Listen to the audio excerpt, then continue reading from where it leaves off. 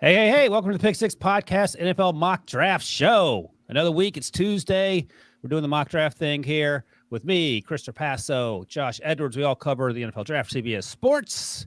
And today, more mock draft talk. The only thing I want to ask as you're watching on the YouTubes is that hit the old like button there, the bell notifications. Makes us happy. Bumps us up in the algorithm, whatever that means. If you're into simulation theory, maybe that makes you, makes you feel better with the people who are running this thing anyway. So anyway, youtube.com/pick6. Hit the like button, hit the bell notification, and that way you will never miss an episode. Think about that for a second. All right, guys, let's get into it. Let's see. This is version 15 of our mock drafts, I think, which it's funny. I sort of measure time based on between the start of the college football season and the actual draft on what number mock draft I'm on. So usually we end up doing about 35-ish, I think. So, we're almost to the halfway point, which is sort of crazy. College football season's over except for the bowl games. And we're going to talk about team needs among the top 10 NFL draft picks as we currently sit here. And a lot of those teams have more than one pick, which is sort of funny. Before we do, I want to mention one thing quickly. We talked about this several times on the old mock draft show here. Spencer Rattler isn't coming out, which is great. He's transferring. And Josh, you have your ear to the ground on SEC comings and goings. He's going from Oklahoma, and it looks like he's going to South Carolina. What are your thoughts on that? I don't know a lot about what that means for. Is that good or bad for him? Like, I have no real sense because I don't follow South Carolina closely other than the players that I need to see. Yeah, I mean, he's obviously got some familiarity with Shane Beamer from his time at Oklahoma. The thing with Spencer Rattler at this point, wherever he was going to go, was that going to be a step up from what he had at Lincoln Riley, or with Lincoln Riley is what I should say. I don't know that it's going to be a better situation for him. So if you're not succeeding with Lincoln Riley, I think there's reason to think that maybe you should have some guarded optimism with an incoming Rattler. Although I do think he's incredibly talented, I still think he has a potential NFL future. But I think it's going to take a little bit more time than maybe what Gamecocks fans are thinking after yesterday's news. Huge coup if you're a Gamecocks fan for sure. Along those same lines, Traps, we know Lincoln Riley left Oklahoma for USC, and I don't know if it's official, but there are at least gurgling. So Kedon Slovis is going to hit the transfer portal. Yeah, he's out. Okay, so Josh confirms. Jackson Dart, the 4-star, appears to be the guy there. He played well when Slovis was injured. It's sort of one of the funny things is to look back at like the first mock draft we do right after the previous year's actual draft. And so I went back and looked back at the one that I put out in May, and I have Kedon Slovis in the first round. So that one's going to blow up my face. But if the writing's on the wall when Lincoln Riley's coming into USC and you're Kedon Slovis, I mean, what are your prospects if you're going to leave? I mean, there's an opportunity obviously to go somewhere and play well, but are you going to be better going somewhere else as opposed to playing for Lincoln Riley, who has Baker Mayfield, Kyler Murray, Jalen Hurts all having success in college and parlaying that into first or second round picks? Yeah, if I was Kedon Slovis, I would have just stayed at USC. I mean, like you mentioned, maybe there was the writing on the wall that Lincoln Riley had another one of these transfer portal quarterbacks in his line of sight, or maybe he just wants to roll with Jackson Dart. But the productivity, the efficiency that Lincoln Riley has been able to produce for those top quarterback prospects over the last 3 or 4 years, I think that makes him one of the more quarterback-friendly coaches in all of college football. So I'm a little surprised Kedon Slovis decided to transfer because I don't know, similar to Spencer Rattler, I don't know if his situation is going to be any better. And one thing on Rattler, I agree with Josh. It's Lincoln Riley, that system, the playmakers, the offensive line, playing in the Big 12, that was such a cushy environment for Spencer Rattler. Wasn't able to take that next step that everyone envisioned. But going to South Carolina, I think by the end of next season, we will know, is Spencer Rattler, the number 1 overall pick, or is he someone that was just highly regarded coming out of high school and never lived up to that? The Gamecocks are going to play, a bunch of big time defenses in the SEC that have major NFL talent on them. So although it might not be the best fit, or it might not be a situation that is better for Spencer Rattler and more conducive to success, at least we will know with him at the end of next college football season. No, those are two great points. Big 12 defense versus SEC defense. That's going to be, that's going to be a true test, it feels like. Yeah. Yeah. So best of luck to Spencer Rattler. I mean, it makes our jobs easier if he plays well, and I'm sure he's looking for a fresh start. So I get all that. So, and I have no issues with the transfer portal. I know some people get fired up about it, but that and the name, image, likeness stuff, go crazy. I mean, equal footing for these kids and give them the best opportunity. But to your point, both of you, if you can't succeed with Lincoln Riley, then maybe we need to go back to the drawing board. Man, I guess that's what Spencer's doing. All right, let's get to the NFL team needs. The Lions won a game. They beat the Vikings a few weeks ago. They are still in possession of the first overall pick at 1-11-1. And yes, that one tie came against the mighty Steelers. That was their Super Bowl, I suppose. I mean, honestly, it could have been the Steelers Super Bowl, for being honest, how bad this team has been this year. The Lions, what do they need? I mean, the knee-jerk reaction is everything, but we talked last week that the offensive line's not in bad shape. They have some young defensive talent. Quarterback obviously is at the top of the list, but can you roll with Jared Goff for another year if you don't want to draft a quarterback first overall? And I can't envision a situation where they do take one first overall. Their team trades up to number one for a quarterback. But Debo's got the rundown here, and team needs wide receiver, cornerback, interior offensive lineman, linebacker, interior defensive line. Some free agents coming up: Khalif Raymond, safety Tracy Walker, Josh Reynolds, also the wide receiver that they got from the Rams, Alex Anzalone, who's played pretty well this year, and former Alabama defensive lineman Deshaun Hand. So, Traps, I'll start with you. They have the first overall pick, and we're doing top 10 here, but they also have, as we sit here, the 24th pick from that Rams. They got from the Rams there. What are you doing, given they obviously have needs, but they don't have as many needs as, let's say, the Texans? What if you're doing? What are you doing at number one if you're Detroit? And you could even throw in the 24th pick there if you want to spice it up a little bit.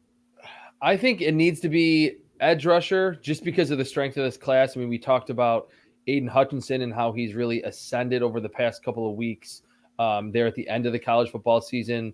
You look at the strength of that position, even if they don't want him, they want to go with more upside, so to speak. Kayvon Thibodeau's there. Even George Karlaftis, I think, should be in consideration because he was a big recruit.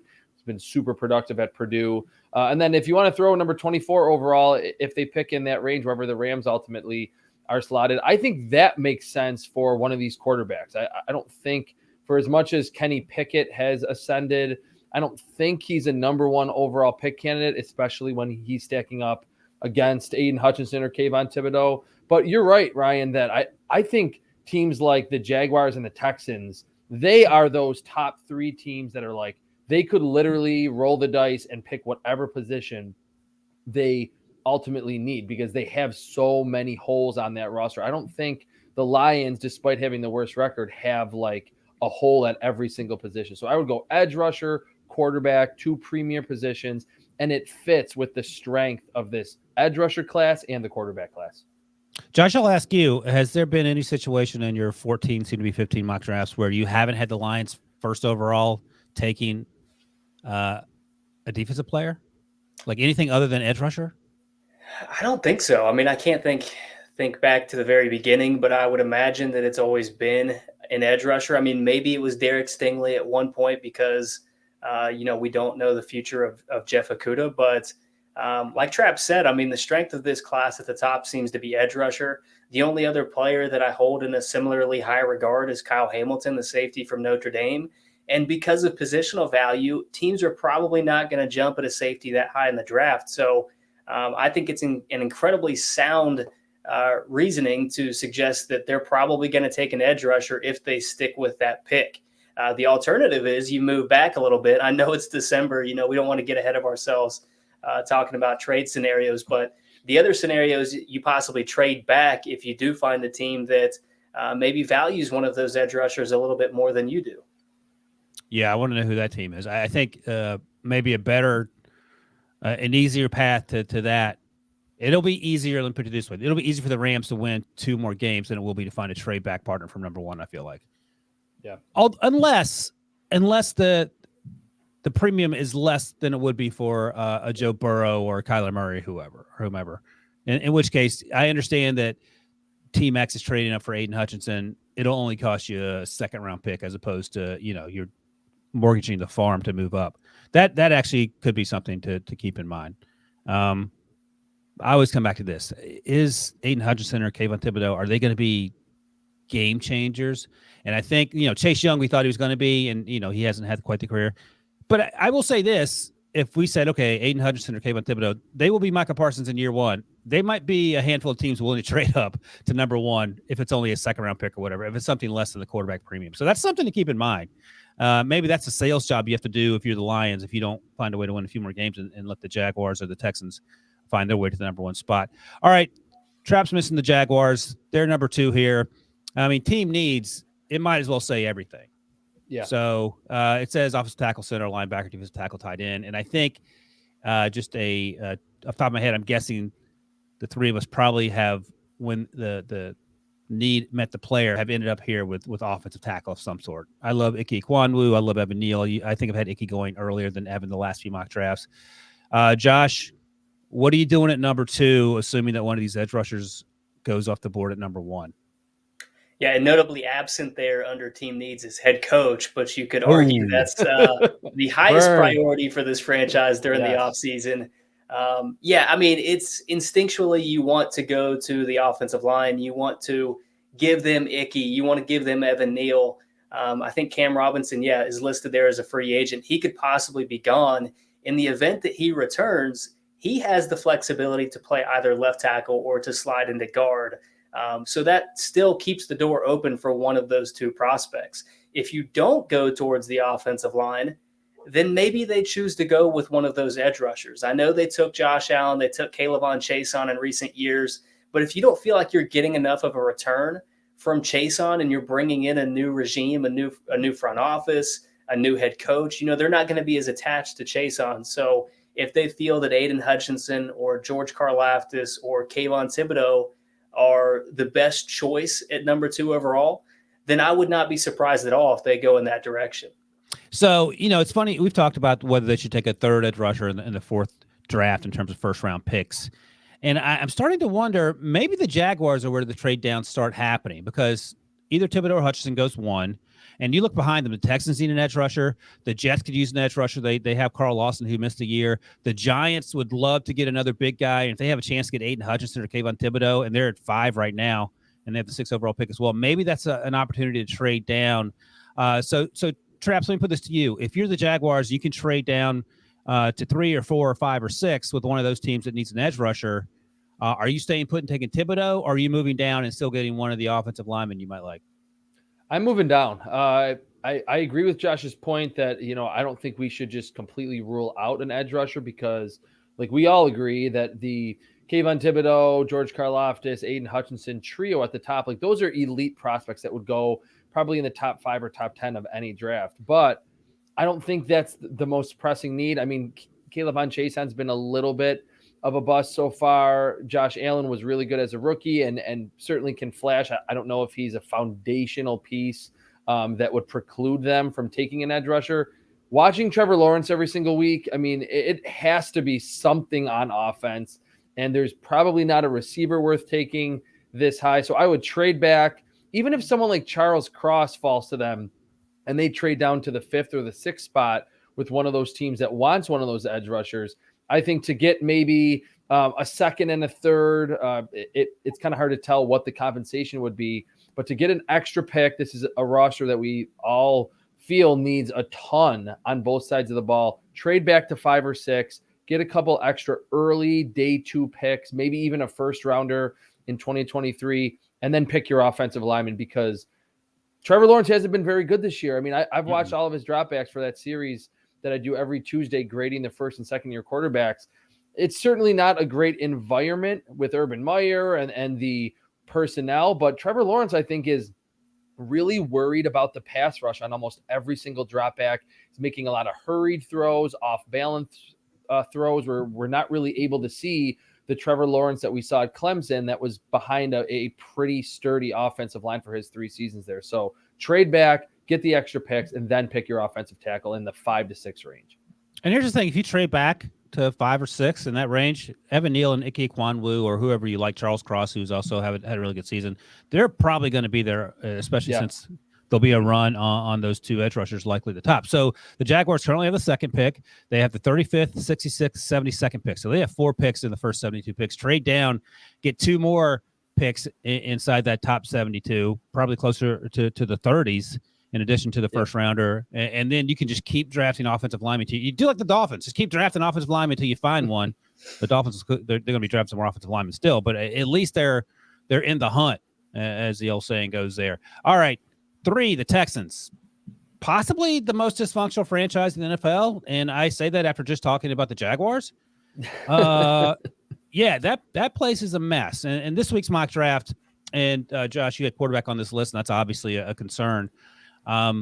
This week's mock draft, I didn't have them taking the quarterback. Usually I have them taking Matt Corral. We always talk it's too high. I get it. But this week, because they benched Tyrod Taylor and they're rolling with Davis Mills, and if Davis Mills plays okay, and I think he started 14-14. He had a really good start to the game that they eventually got blown out of. But, if he makes strides, maybe that's something they decide to look towards in 2022 as well. So I wouldn't take a quarterback this high. But, again, I wouldn't do a lot of things that the Texans currently find themselves doing. If you're at 3 here, Traps, what's the plan if you're Houston and a team that has as many needs as the Jaguars in terms of being just so far away from what feels like anything close to approaching 500? Yeah, this is classic. Just draft the highest player on your board. It's probably not going to be a quarterback. And even if Davis Mills plays well, you probably realize he's not like the long-term, 10-year franchise quarterback. And to draft someone like Matt Corral or Kenny Pickett this high, not only would probably be overdrafting, so to speak, but it would be putting them in a bad environment like we've seen with Zach Wilson and Trevor Lawrence this season. I think Nick Caserio, maybe Jack Easterby, who knows what he's thinking, probably realize like even next year, this Texans team is not even going to sniff being in playoff contention. So they need to plan for probably 2023 and 2024, whether that be Kayvon Thibodeau at number 3, Evan Neal, Ike Ekwonu, and then even those guys on the defensive side like Derek Stingley or Kyle Hamilton, they're probably going to lose Justin Reed in free agency. I would be fine with just any player that they feel is the highest on their board. And just as long as it's not a quarterback, because I think that would almost just be doing that quarterback and the franchise a disservice for 2022. So Josh Traps mentioned that maybe Davis Mills isn't the long-term solution. I would argue, and I'm interested to hear what you think, why would you draft him in the 3rd round if the plan is to have him on the bench when you know that Deshaun Watson's not coming back, when you know that your team has so many other needs? And it very well could happen. Don't get me wrong. It just seems like a curious decision for a team that needs to get better, and their solution is to draft a guy that they don't think is going to be around there. Yeah, it's a dangerous game trying to get into the mind of Houston, but Davis Mills, I think you follow a similar path to what Philadelphia is doing this year with Jalen Hurts. You invested a day 2 pick in that guy. So you move on from your previous franchise quarterback. You put your day 2 guy in there, see what he's got for a year, maybe 2 years, while you build the rest of this roster before you make the decision to possibly bring in another quarterback. I agree with Traps. I think that's the best way to go. You've got to know what Davis Mills is, because otherwise it's a sunk cost. I mean, you just wasted a day 2 pick if you're going to move on from him without really giving him a fair opportunity to win that job moving forward. And I think you've seen some good things in spades at times from Davis Mills.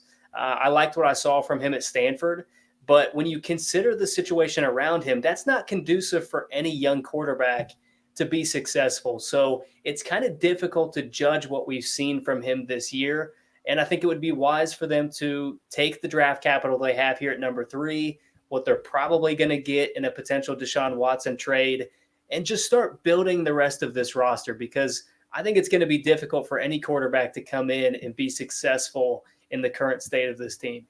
No, that's a good point. Deshaun Watson's almost certainly not going to be there in 2022, and the draft haul that they get should help rebuild this team in some fashion. And I think you're right. Like, Davis Mills is basically playing his senior season at Stanford right now. He didn't play a lot at Stanford. He flashed at times. We just didn't know a lot about him because he didn't play a whole bunch.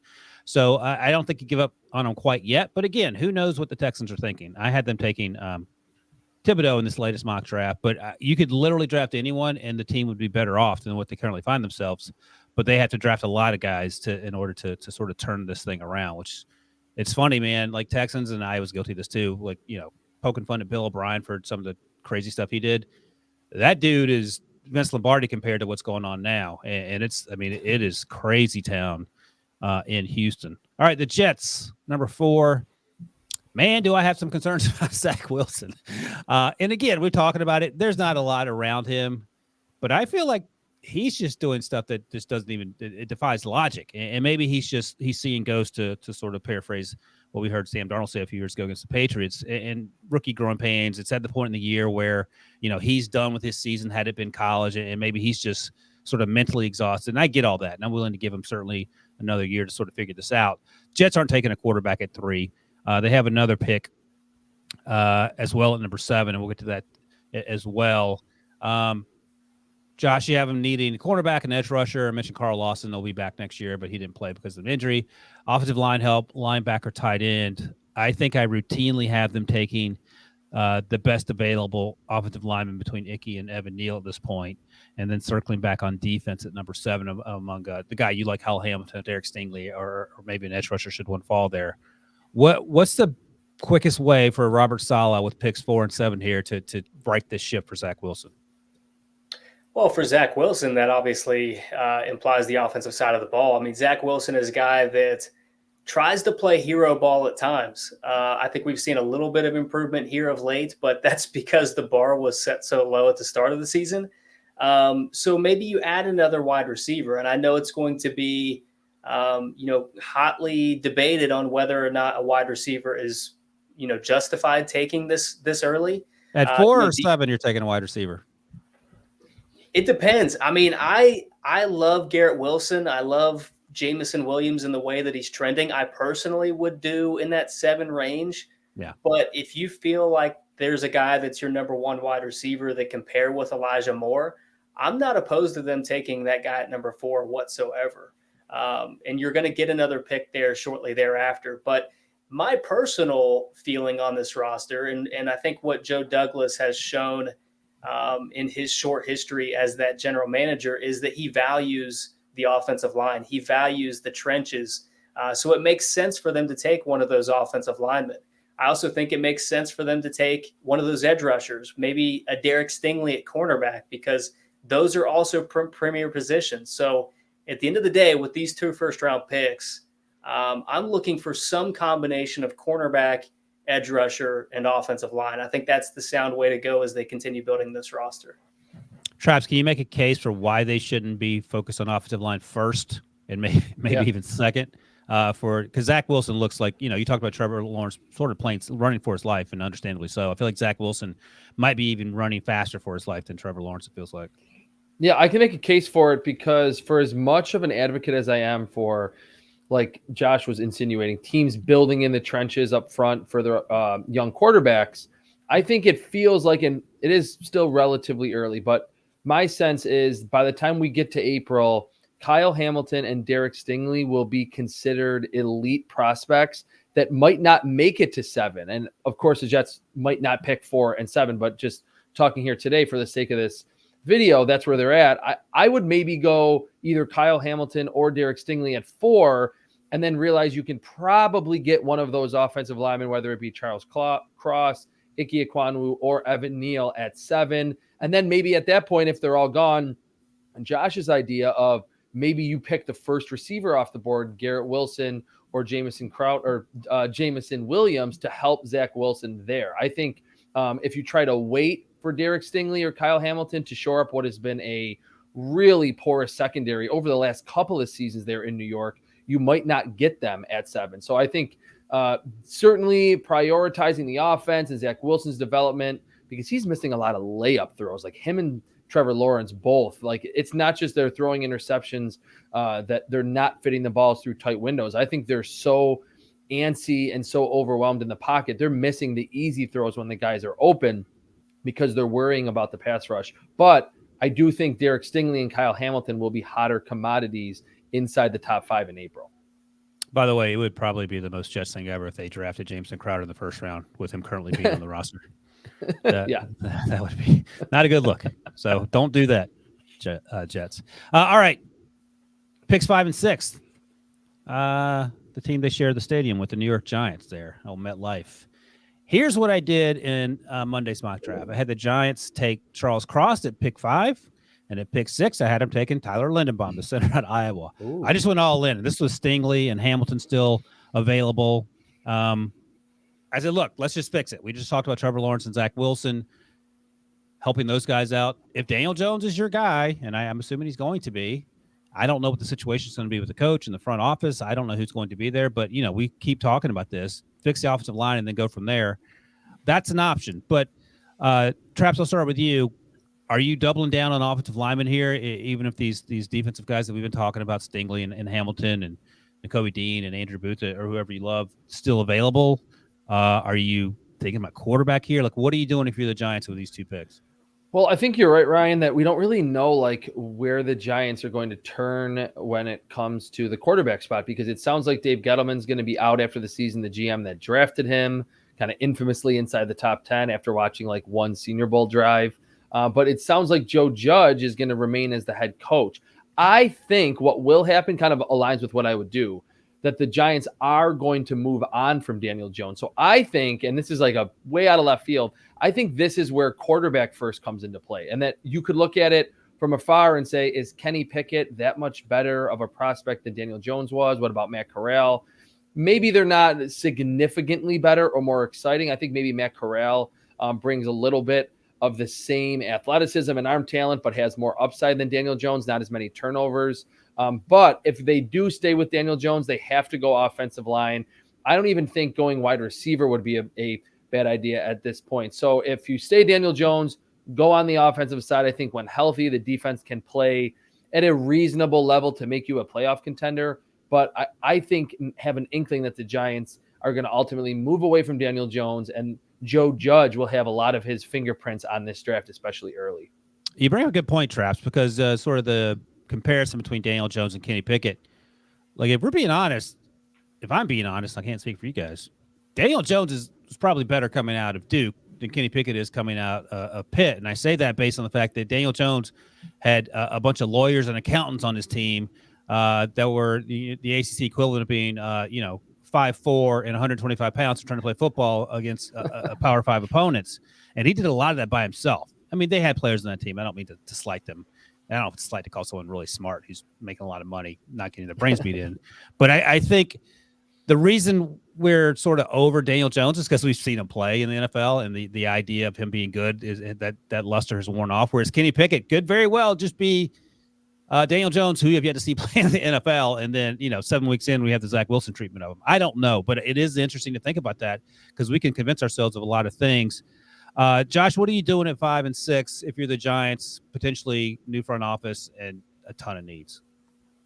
Yeah, I don't know why you guys are talking about offensive line and quarterback when this team has shown time and time again what their plan is, and that's to add wide receivers. So you want to double down at wide receiver here with 5 and 6. No, last year they go out and they sign Kenny Golladay. They take Kadarius Toney in the first round, didn't address really either side of the ball. So you come back here. I think your goal is to address the trenches, whether that's an edge rusher, whether that's one of those interior offensive linemen. I think that's the best route that this team could possibly go to. Now, if Kyle Hamilton is available, if Derek Stingley is available, then maybe you consider one of those guys because Jabril Peppers is going to be a free agent.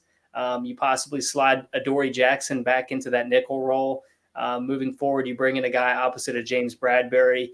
This team has a lot of options, and it really starts with the decisions that they make in the offseason. If it's true that Dave Gettleman is out in New York, what's the new guy going to want to do? Is he going to want to bring in his own quarterback like Traps suggested? Is he going to want to bring in a new defensive scheme, which kind of resets the board in a lot of different ways? Hey, Josh, let me ask you based on what you just said there. If let's say the board stays as it is, if you're the new Giants GM and you're thinking about defense, and I told you as the NFL draft fairy that if you trade up for Thibodeau or Hutchinson at number 2 with the Jaguars, and it'll cost you, I don't know, 2 second-round picks or something, I don't know, and you'll get 85% of Micah Parsons. What are you doing if you're the Giants? Well, I think you absolutely take that deal because they've been looking for that quality of an edge rusher for so long. So if the fairy comes along and they're saying you get 85% of the defensive rookie of the year, I think you take that all day long, especially for 2 second round picks, because then you're retaining your 6th pick, if I understand that correctly. Yep. So, I mean, you have an opportunity there to get 2 first round, 2 top 10 caliber players, and immediately solve this edge rusher problem that's been eluding you for several years. Yeah, I think that's right. And I think we talk about this sometimes. We overvalue these first round picks because again, like Kenny Pickett, we don't know, and we're excited by the prospects. And sometimes, Kenny Pickett turns into Joe Burrow, and sometimes Kenny Pickett might turn into Daniel Jones. You just have to wait and see. That's what makes it so much fun. And for a little context there, I think it was the Colts in a deal with the Jets. I think they went from number 3 to number 6 the year that the Jets came up and got Sam Darnold. I think the compensation for that was 3 second-round picks. So you're seeing a little bit of a ballpark where you don't have to give up a first-round pick to possibly make that action happen and get a quality player. Yeah, and this again, it's going to be probably most likely a non-quarterback situation, and that might make it a little cheaper to move up if that's what you're interested in doing. All right, number 8. Speaking of teams that need quarterbacks, so I had the Panthers at number 8 taking Matt Corral this week, and that's only because of the conversation we just had about the Texans deciding to roll with Davis Mills for now. Maybe they're out of the quarterback race as we sit here. We'll certainly see how that unfolds. But QB's at the top of your list, Josh, followed by offensive line, safeties in the mix as well. So let me put it to you this way. I'll start with you, Josh. If Evan Neal, Ike Kwanwu, Charles Cross, Tyler Linderbaum are already off the board, which they were in my Monday mock draft, and you're the Panthers sitting there, you're targeting a quarterback if you like one of these guys, or what are you trying to do here?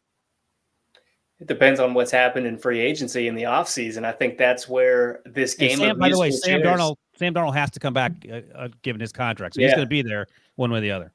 Yeah, I think that's kind of the interesting, dynamic in this whole conversation is there's possibly going to be a game of musical chairs with some quarterbacks in the NFL this year. We don't know what's going to happen with Russell Wilson. We don't know what's going to happen with Deshaun Watson. We don't know what's going to happen with Aaron Rodgers. The music's going to stop at some point, and somebody's going to be left without a chair. So in this case, if that's Carolina, then you probably consider one of those quarterbacks. If Kenny Pickett's still available there, we've talked about his history with Matt Rule, I believe on last week's podcast. You've got Matt Corral from Ole Miss, obviously. So there's some options at the quarterback position if you are the team left without a chair when the music stops in the offseason. So, Traps, I'll put that same question to you, but I will add this layer of complexity. The Panthers have a terrible offensive line, and unlike the Jaguars, who we talked about earlier in terms of all the draft picks they have in the top 72, the Panthers have the 8th pick, and they don't pick again to 104. So if you're sitting at 8, all those offensive linemen are gone that I mentioned, Neal Akwanwu, Linderbaum, Cross, and you're like, okay, I can take a quarterback. You're basically going to set that person up to fail. Would you stay put? Would you draft one of these defensive guys we've been talking about? Would you maybe perhaps try to trade down for someone who wants a quarterback, like the Saints, for example, the Steelers, for example? You have a lot of options here if you're the Panthers GM. Yeah, I would look at the quarterback position, and obviously, like Josh said, that those musical chairs with the veteran quarterbacks will certainly play a factor here because the Panthers were in on Russell Wilson, certainly in on Deshaun Watson as well. If they don't land one of those quarterbacks, then they have to pick a quarterback here almost. I mean, I think going into year 3 of the Matt Rule experiment, if they're still like grasping at straws at the quarterback position and don't really have their guy, then I think he's going to be in some hot water. It wouldn't shock me, though, if they do land one of the quarterbacks, or if, like you mentioned, if the top offensive linemen that would be kind of obvious picks for them are gone, maybe go wide receiver. I mean, I like DJ Moore. He's quietly having a good season. Robbie Anderson's a veteran. He's solid. But if you look around the league, and I think that really for the Panthers, they can look inside their own division. These are teams that have not just 2 quality wide receivers, but 3 really good receivers. And I think Robbie Anderson can be solid. We've seen him flash a little bit. I know earlier in the season for a lot of fantasy owners, he was pretty disappointing. to be that maybe this is the first receiver off the board, or even if it's the second receiver off the board for your Sam Darnold, or maybe you have to sign a lesser veteran quarterback, not a Russell Wilson or an Aaron Rodgers. Excuse me, lesser than Sam Darnold? Lesser than that's pretty low bar already. I'm like Matt Rule fired. I'm very anti Sam Darnold, by the way. So I mean lesser than Russell Wilson or Aaron Rodgers or anyone else on there. Like a Baker Mayfield. Yes, like a Baker Mayfield. get him a wide receiver to kind of follow the trend of today's NFL, where it's not just about having two good receivers, but you need to have three. Yeah, maybe in free agency, and I haven't looked at the free agency numbers, what they might the salary cap numbers, and it's going to go up to think about $208 million in the offseason. If you don't have the draft picks, I'm just going to be saying that I get put on a t-shirt. You have to fix the offensive line, so you can have all the wide receivers you want. Because I would go back to the 2008 season for the Steelers, which incidentally they somehow won the Super Bowl, but their offensive line was among the worst in human history. And Tomlin said, and I remember this like it was yesterday, he said sometimes you can beat defenses with offensive line, and sometimes you can beat them with skill position players. And he thought they had skill position players, but Roethlisberger took something like 300 sacks that year. And I don't think if you're a quarterback, if you were given the choice, you would much rather be protected than having guys running open down the field while you're picking yourself up off the turf. I will say one narrative that has kind of developed as we've gone through this podcast. It seems like everybody might be interested in trading back, which might say something about the talent pool that's available this year. I think back to when the Cavaliers had the number 1 overall pick 1 year in the NBA draft, and you had Anthony Bennett staring at you in the face as the top prospect.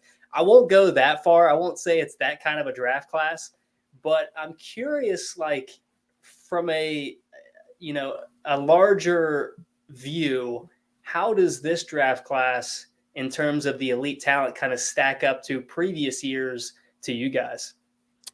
I was thinking, so what was the Eric Fisher draft? Was that 2013? 2013 was really bad. Because Eric Fisher... I don't think it's that bad. I don't think it's that bad either. The 2013 draft was tough. I think that's Eric Fisher, right? That's the Luke Jokel, number 2, Deion Jordan, number 3. Oh, boy. Jarvis Jones went to the Steelers, and he was a mid-round pick, and that didn't work out. And he was, Georgia, he was crushing it. He had led the country in sacks, I believe. 2013 it feels was like also... 2015 to me. 2015. Jameis and Marcus Mariota went 1-2. There was still like Dante Fowler went 3. Amari Cooper was pretty good. He's at 4. Brandon Scherf at 5. Leonard Williams. But then there's Kevin White, Eric Flowers inside the top 10. Like a couple of quarterbacks that excite people, not like 5 or 6. Some good players, but really as you get outside of the top 10, the elite talent kind of falls off a cliff. And I think that just reiterates just how difficult it is to sort of sort this out. I mean, Brashad Perriman went in the first round, and he made a huge play for the Buccaneers on Sunday, but he's been with a handful of teams already. Never really has come close to being a number 1. He certainly didn't solve the issues in Baltimore they were hoping he did. This is interesting. I don't think it's as bad as 2013. 2015 might be a pretty close call. I think the quarterback situation was a lot clearer, or at least it felt like in 2015. Because we knew Jameis was good. He just had the stuff at the Florida State that got him in trouble. Marcus Mariota, the knock on him was that he was too nice. Or, sometimes we hear those sort of comments. And he hasn't lived up to expectations, whether it's injury or otherwise. But after that, do you guys know, without looking, if you have looked just so you didn't, who was the third quarterback drafted in that class? Oh, my God. I'm mad at myself if I don't know this. I know the Colorado State quarterback went, what's his name, to the Saints. I don't think he was what's his name? I can see him throwing the football. Double G. Oh, Garrett Grayson. There you go. Yes. He's Second round? Third round? Third round. He's no longer in the league. Round. Wow. Sean Mannion somehow still in the league. He was the next quarterback taken. And Trevor Siemian, pick 250th. Still in the league. Made a start 2 weeks ago. So, again, you have no idea. Crazy town. I think just one last point on this trading up, trading down. If maybe this is opening the door for a savvy team to be able to trade up inside the top 5 or top 10 and not have to give up a king's ransom like you normally would if you're trading up, for a top end quarterback or a super hyped edge rusher. So maybe we'll see a few more trades inside the top 10 because the cost is just not going to be able to be nearly as much as it normally is. And it feels like, assuming the draft board stays as it is for the next 6 months or however long it is till the draft, right around pick 7, like 8 Panthers, 9 Falcons. That's when two teams that need quarterbacks might be sniffing around. And that's where teams like the Saints, the Steelers, the Broncos, football team who pick after 13th and down might be thinking about moving up for one of these quarterbacks if they think that it might be worth it, whether it's Carson Strong, who I didn't have going in the first round this week for the first time ever, I think. Matt Corral, Kenny Pickett, whomever. Traps, let's start with you about the Falcons. I think Arthur Smith should be named Coach of the Year. That team somehow won 6 games, and they're in the play. It is week in and week out. I have no idea how they do it. Smoke and mirrors. Arthur Smith has aged 65 years over the course of these 13 games. He looks terrible, but hopefully he's healthy, and hopefully he wins Coach of the Year because he's done a bang-up job. So pick 9. I mean, there's still only Matt Corral is off the board in terms of my mock draft. He could still be on the board. All the quarterbacks could be here depending on how this thing unfolds. If you're the Falcons, Matt Ryan, I think it's almost impossible to get out from under his deal in terms of salary cap implications next year. But that doesn't mean you can't do it. It's just going to cost you a little bit. What are you doing here if you're the Falcons? Defense has played sort of better, but I mean, AJ Terrell's been great. Other than that, there's still needs everywhere. Yeah, I would probably go defense, and that's me kind of going against my own philosophy of just in today's NFL, you got to prioritize offense whenever you can. I agree. Like if they love Matt Corral or Kenny Pickett and you say, hey, we're going to sit you for a season behind Matt Ryan, then I wouldn't hate it because it's the most valuable position on the field. But you're right. There's AJ Terrell, there's Grady Jarrett, and there's not really anything else. And since that Patriots Super Bowl, I mean, I know Deion Jones can still flash here and there.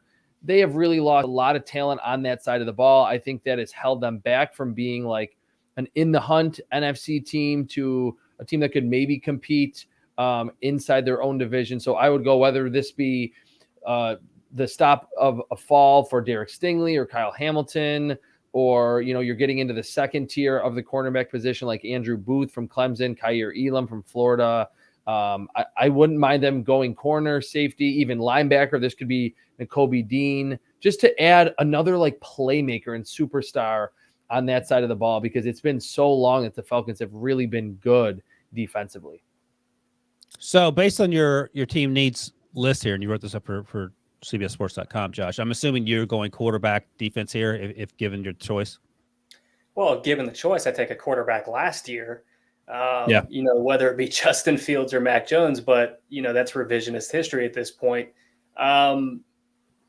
Yeah, I mean, you've got Matt Ryan under contract for another year, so maybe you go the traditionalist model of bringing in a guy and allowing him to sit for a year before you thrust him into the starting lineup.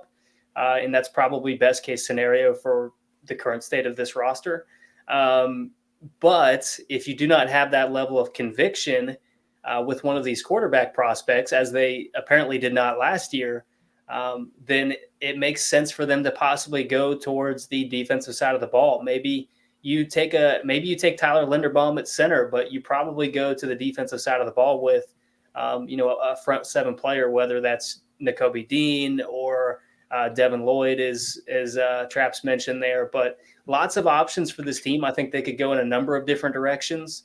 And that's kind of what makes them the pivotal points in this top 10, because it's really anybody's guess as to what they're thinking. They could go wide receiver. I mean, we don't know what the future holds for Calvin Ridley.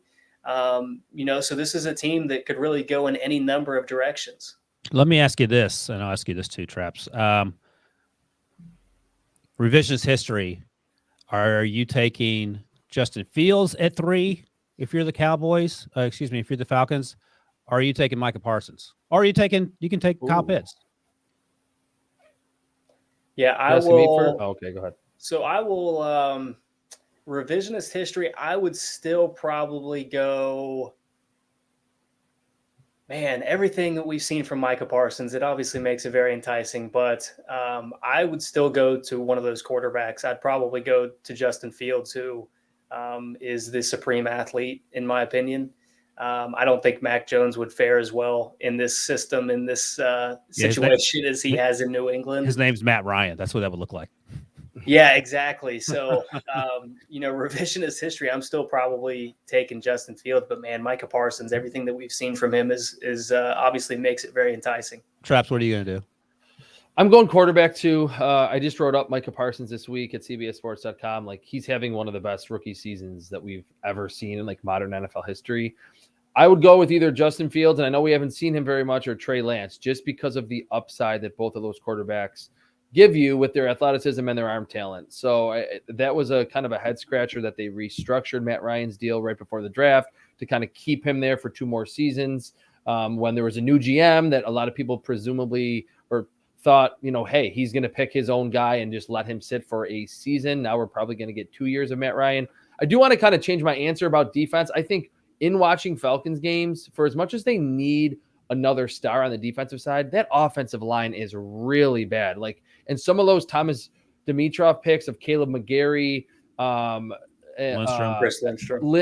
Chris Lindstrom. I'm thinking of the other guy that they just drafted, Morrissey up front. There's a lot of players. Yeah, the kid out of Michigan, Jalen Mayfield. Yeah. Jalen Mayfield, a lot of like problems up front. So if you're really thinking about, okay, we want to help Matt Ryan this year and then also plan for the future, maybe you just say, hey, we've invested a lot as an organization, but for a new GM entering his second draft, you could say, hey, let's pick an offensive lineman that helps Matt Ryan this year. And then once we get our quarterback in 2023, we'll be stronger up front. That's kind of been the theme, that you want to have a rookie quarterback behind a solid offensive line. So I would go best defensive player. And if there's not like an elite guy like a Hamilton or a Stingley, maybe offensive line makes sense if there's one sitting there at 9. By the way, you have Younghoe Koo on here as well. So there's a chance that they take the punter out of San Diego State, is what you're saying, with the 9th overall pick. Because I'm sure he's a great kicker too. I'm taking Micah Parsons, by the way, in the return to the 2021 draft. Who knows? He might be a better quarterback than Matt Ryan. I mean, he can do just about everything. All right, let's wrap this thing up. We're at pick 10 here, but that includes Debo's Eagles. They have 3 first-round picks through some savvy deal-making that included a Week 17 throwaway game, Doug Peterson's swan song in Philadelphia. R.I.P. Doug, just as a football coach. He's not dead. Eagles currently have the 10th pick, the 11th pick, and the 21st pick. I had them taking, we talk about this, typically focused on defense. The last 2 or 3 mock drafts come out every Monday. I've had them mixing in sprinkling a little offensive help. This week I had them taking Nakobe Dean and Andrew Booth at picks 10 and 11, and then Drake London to replace J.J. Arcega-Whiteside, the irreplaceable J.J. Arcega-Whiteside, at 21. Traps, I'll start with you. You can go any direction you want. You could even include quarterback if Jalen Hurts isn't your guy. At picks 10, they have the 2 other picks, so they could move up or down however they see fit if they fall in love with some of these players. Jalen Hurts is not my guy, but I think Debo would probably agree with me that he has played well enough to earn another season, at least at the beginning of the year, as like the unquestioned starter. I don't think, he deserves to be in a quarterback competition next training camp. With those 3 picks, I'm going some combination of offensive line, whether that be Tyler Linderbaum or one of the tackles, edge rusher with Derek Barnett hitting free agency, and Brandon Graham at his age coming off a pretty serious injury. One of the edge rushers, if they're there at 10, 11, whether that's George Karlaftis, maybe that could be kind of his floor.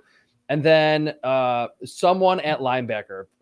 Howie Roseman has been anti-picking linebackers early. Maybe he needs to change his philosophy, because I think it's growing in importance in terms of positional value, that if you have a really good coverage linebacker like Devin Lloyd is, certainly like Nakobe Dean is, that can really help your defense a lot to not be exploited by, good pass catching running backs or quality tight ends or slot receivers. So offensive line, edge rusher, and then linebacker, I think, in the first round. But if they pick someone like Drake London to add a little bit more size to the receiver room, I wouldn't hate that either.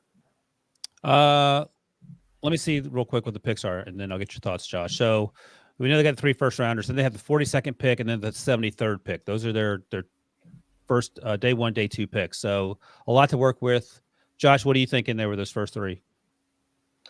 Well, it pains me to say I was a little outdone last week by your festivities on the podcast. So here we go. Brought the old tree here to join us. Look at that. You Since picked it up. This is Debo's personal Christmas with 3 first-round picks. So there you go.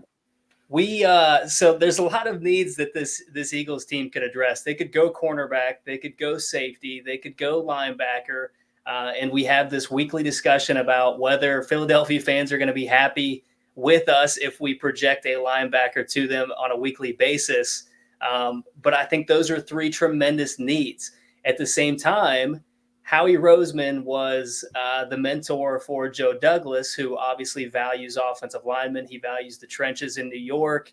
Howie Roseman has done the same. He took a left tackle in the first round when he already had a established veteran at the position. So I would not be surprised if they took another offensive lineman to shore up that group. Brandon Brooks is probably gone at some point. Lane Johnson's probably got a couple more years. You've got Landon Dickerson playing well at guard, but maybe you move him inside to center in the event that Jason Kelce moves on. But I also think you have to consider a defensive lineman here. Like it says, Brandon Graham is a free agent. Derek Barnett is a free agent. Fletcher Cox contract kind of makes it difficult for them to move on from him this coming year, but that's going to be a very real possibility in the near future.